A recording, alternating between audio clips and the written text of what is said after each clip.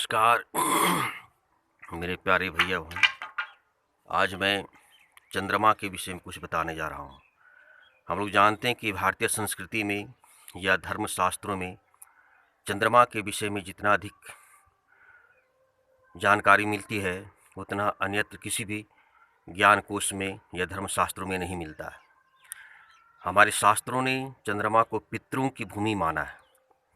हमारा ज्योतिष विज्ञान कितना उन्नत भी है, इसका अंदाज़ा इस बात से लगाया जा सकता है कि आधुनिक विज्ञान आज भी चंद्रमा पर पानी और बर्फ़ की खोज कर रहा है। लेकिन हमारे ज्योतिष विज्ञान में चंद्रमा को जल तत्व का कारक ग्रह कहा गया है। महर्षि पाणिनि संस्कृत एवं वैदिक विश्वविद्यालय उज्जैन के ज्योतिर्विज्ञान के प्राध्यापक प्रोफेसर उपेंद्र भार्गव के मुताबिक चंद्रमा को ध्यान में रखकर हमारे धर्मशास्त्रीय विधान जप तप व्रत उपवास दान यात्रा विवाह एवं उत्सव आदि का निर्णय किया जाता है। चंद्रमा हमारे सनातन धर्म में वर्णित प्रत्यक्ष देवताओं में प्रधान माना जाता है भैया। प्राचीन वैदिक काल से ही प्रकृति एवं परमात्मा के प्रतीक के रूप में जिन देवताओं की पूजा की जाती है उनमें सूर्य, अग्नि, वरुण, वायु, पृथ्वी, इंद्र एवं चंद्रमा प्रमुख हैं।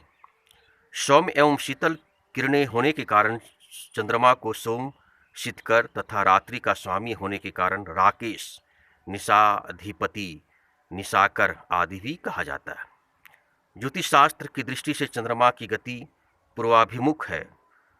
वह कर्क राशि का स्वामी, गौरवर्ण का वायव्य दिशा का अधिपति, शुभ ग्रह, सत्व गुणयुक्त जल तत्व प्रधान जलीय ग्रह है तथा मणि उसकी धातु कही गई है। मेरे प्यारे भैया बहन, चंद्रमा की उत्पत्ति के विषय में वेद में कहा गया है कि ब्रह्मा सृष्टिकर्ता ने सर्वप्रथम भूमि तत्व को उत्पन्न किया। तदंतर मरुदगण व 49 प्रकार की वायु को उत्पन्न किया। इसके उपरांत ब्रह्मा ने आदित्य सूर्य को उत्पन्न किया तथा सूर्य से ही चंद्रमा की उत्पत्ति हुई।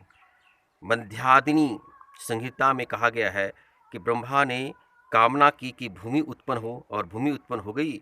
उन्होंने सूर्य के उत्पन्न होने की कामना की और सूर्य सहित दिशाएं उत्पन्न हो गई। एक विशालकाय सोने का अंडा हिरण्यगर्भ उत्पन्न हुआ जिसमें विक्षोभ हुआ और वह 2 भागों में विभक्त हुआ भैया। उसके विभाजन से प्रभावित हो रहे रेतस से चंद्रमा तथा नक्षत्र आदि उत्पन्न हुए। वायु पुराण में कहा गया है कि नक्षत्र, चंद्रमा एवं ग्रह आदि सभी की उत्पत्ति सूर्य से हुई है। अग्नि सोमात्मक जगत के अनुसार संसार अग्नि और सोम रूप है। अग्नि ही सूर्य रूप में व्याप्त होता है और सोम चंद्रमा के रूप में। सृष्टि में दोनों की अनिवार्य आवश्यकता है। वैदिक साहित्य में चंद्रमा की गति का उल्लेख भी मिलता है। ब्राह्मण में अमावस्या में उदयकालीन सूर्य की ओर जाते हुए शुक्ल पक्ष की प्रतिपदा तथा सूर्य से आगे निकलते हुए चंद्रमा को देखकर लिखा गया है।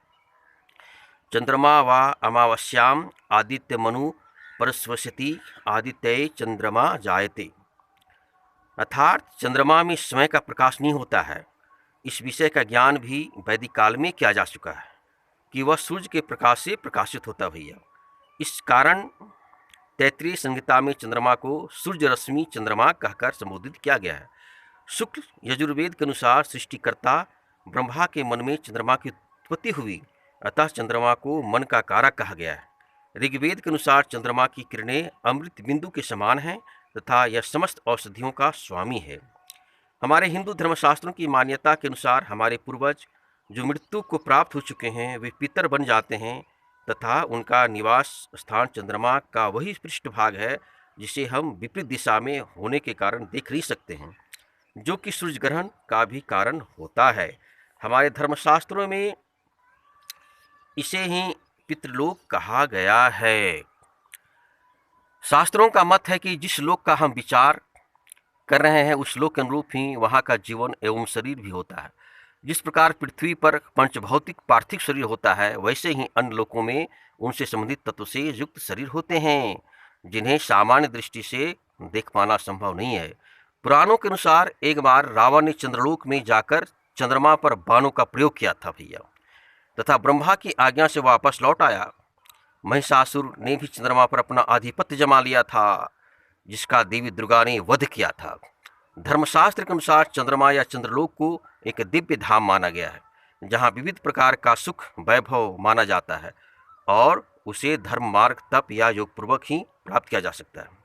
वारामिहिर ने बृहस्पति संहिता में चंद्रमा की कलात्मक हास्य वृद्धि की स्थिति का उल्लेख करते हुए लिखा है कि जिस तरह धूप में स्थित घड़े का सूर्य की तरफ का आधा भाग रोशनी वाला और विरुद्ध दिशा में स्थित दूसरा आधा भाग छाया से ही काला दिखाई देता है, उसी तरह सदा सूर्य के अधोभाग में स्थित चंद्रमा का सूर्य की तरफ का आधा भाग शुक्ल और उसके विपरीत का अर्धभाग अपनी ही छाया से कृष्ण दिखाई देता है।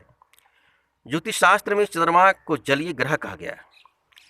उसके रात्रि में प्रकाशित होने के कारण को स्पष्ट करते हुए कहा गया है कि जिस प्रकार दर्पण पर गिरी हुई सूरज की किरणें के प्रतिबिंब से घर के अंदर का अंधकार नष्ट हो जाता है, उसी तरह जलमय पिंड की तरह दिखने वाले चंद्रमा के ऊपर गिरने वाली सूरज की किरणें के प्रतिबिंब से पृथ्वी पर रात्रि संबंधी अंधकार नष्ट होते हैं। चंद्रमा पर होने वाले उल्कापातों के विषय में भी भारतीय ज्योतिषियों को ज्ञान हो चुका है। उन्होंने ग्रहण काल में चंद्रमा पर हिम होने वाले उल्कापातों के फल का भी विवेचन किया है। भारतीय गणितज्ञों ने चंद्रमा की परिधि का मान सूर्य सिद्धांत के अनुसार 480 योजन तथा कक्षा मान में 3,24,000 योजन तथा आर्यभट्ट के अनुसार चंद्र परिधि में 315 योजन तथा कक्षा मान में 2,16,000 योजना के बराबर बताया है, जो कि लगभग आधुनिक मान के तुल्य ही है। आधुनिक मान में लगभग 12 किलोमीटर का एक योजन माना जाता है भैया। तदनुसार उक्त गणना का आकलन किया जा सकता है। चंद्र साक्षेप घटित होने वाले दिन व रात को भारतीय गणितज्ञों ने पैत्रमान कहा गया है। चंद्रमा की 30 तिथियां तथा एक चंद्रमास होता है तथा वहीं एक मास पितरों का एक अहोरात्र दिन रात के बराबर होता है, अर्थात 15 तिथियों के बराबर एक दिन और 15 तिथियों के बराबर एक रात्रि होती है। अमावस्या को पितरों की मध्यरात्रि एवं पूर्णिमा को दिनार्थ होता है।